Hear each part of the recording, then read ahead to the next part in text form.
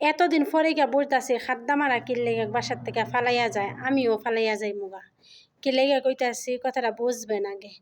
আমি আজকে ১ সপ্তাহ ধরে আমার বাড়িতে সমস্যা বলতে আমার যাইতেই দেশ, কিন্তু কি আমারে বেডি ছুটি দিত না।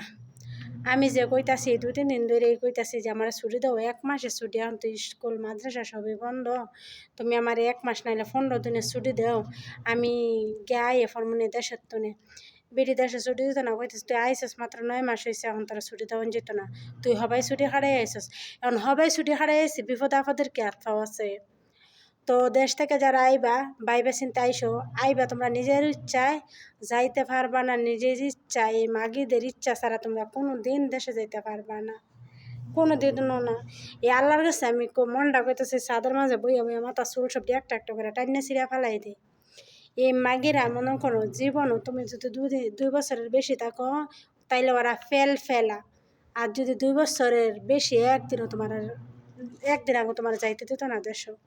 এখনকে বুঝি কেল্লাইগা বাসা বাড়ির থেকে ফালাইয়া যায় মহিলারা, আমিও কখন জেনে ফলাইয়া যাই মুগা এয়ারপোর্টের মাঝে, নইলে যে বাইদি ২ চোখ যাই বাইদি পাসপোর্ট